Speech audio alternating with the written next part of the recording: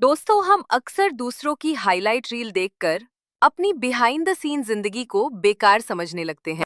सोनल के साथ भी कुछ ऐसा ही हुआ। एक स्टार स्टूडेंट से अदृश्य लड़की बनने तक के सफर में वो भूल गई कि हर फूल के खिलने का मौसम अलग होता है। सोनल, जिसने अभी अभी स्कूल की चौखट लांघकर कॉलेज की नई और चमक दमक भरी दुनिया में कदम रखा था, क्या सोनल वक्त से पहले मुरझा जाएगी या खुद को स्वीकार करके फिर से मुस्कुराएगी? चलिए सोनल की इस कहानी में देखते हैं। From comparison to confidence. School तक सोनल की जिंदगी एक छोटे से सुरक्षित घेरे जैसी थी। वही गिने चुने दोस्त, मम्मी पापा का बेहिसाब लाड प्यार और पढ़ाई में हमेशा अव्वल आना। उसने कभी कड़ी धूप नहीं देखी थी क्योंकि उसके माता पिता ने हमेशा उस पर साया रखा। उसके कपड़े मम्मी चुनती थीं, उसका खाना पापा की पसंद का होता था और उसके दोस्त भी उसके जैसे ही सीधे साधे थे। उनकी सबसे बड़ी मस्ती होती थी ब्रेक में लंच बॉक्स शेयर करना या पीटी पीरियड में बातें करना।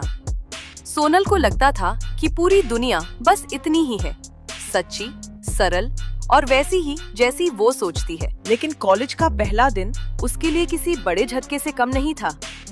जहाँ स्कूल में सब एक जैसे यूनिफॉर्म और 2 चोटियों में दिखते थे, वहाँ कॉलेज के गेट पर कदम रखते ही सोनल के होश उड़ गए। चारों तरफ चलती फिरती मॉडल्स जैसे दिखने वाले लड़के लड़कियां, महंगे कपड़े और स्टाइलिश मेकअप। सोनल ने जब अपनी साधारण सी सलवार कमीज, चेहरे पर लगा थोड़ा ज्यादा पाउडर और पोनीटेल को देखा तो उसे पहली बार अपने आप पर शर्म महसूस हुई। कॉलेज की हवा ही अलग थी।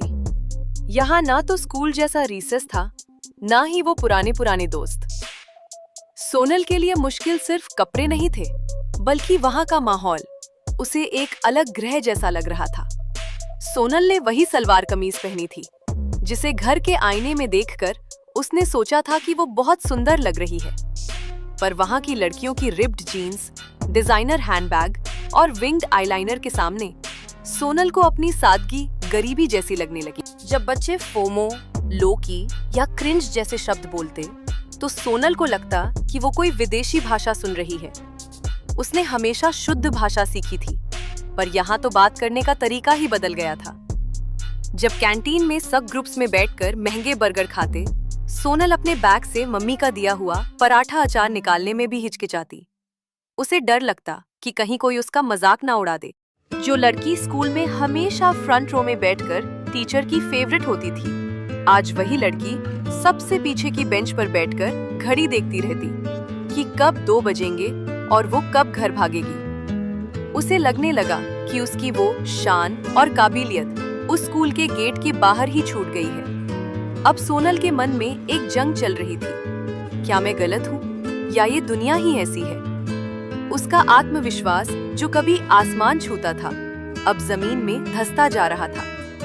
वो रोज आईने में खुद को देखती और सोचती, काश मैं भी उन जैसी होती। उसे ये अंदाजा नहीं था कि ये तुलना ही उसकी सबसे बड़ी दुश्मन बन चुकी थी। एक दिन सोनल लाइब्रेरी के एक शांत कोने में बैठी थी जब उसकी मुलाकात वहाँ की लाइब्रेरियन मिसेस शर्मा से हुई।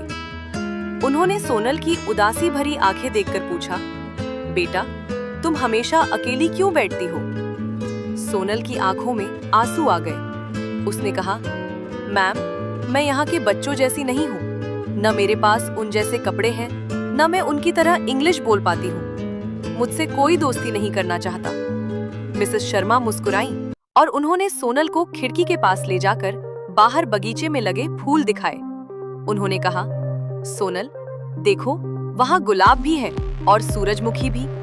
क्या गुलाब कभी यह सोचकर मुरझाता है कि वो सूरजमुखी जितना ऊंचा नहीं है? या क्या सूरजमुखी इसलिए रोना शुरू कर देता है क्योंकि उसमें गुलाब जैसी खुशबू नहीं? सोनल खामोश रही। उन्होंने आगे कहा, हर फूल का अपना वक्त और अपनी खूबसूरती होती है। तुम यहाँ मॉडल बनने नहीं, अपनी किस्मत बनाने आई हो। तुम्हारी सादगी और तुम्हारी पढ़ाई ही तुम्हारी असली ताकत है। जब तक तुम दूसरों की बाहरी चमक से अपनी अंदरूनी काबिलियत की तुलना करती रहोगी, तब तक तुम कभी खुश नहीं रह पाओगी। सोनल को बात समझ आ गई। अगले दिन वो वही सलवार कमीज पहनकर, लेकिन एक नई मुस्कुराहट और बड़े हौसले के साथ कॉलेज गई। उसने दूसरों को देखकर मुंह बनाना बंद कर दिया और अपनी पढ़ाई पर ध्यान देना शुरू किया।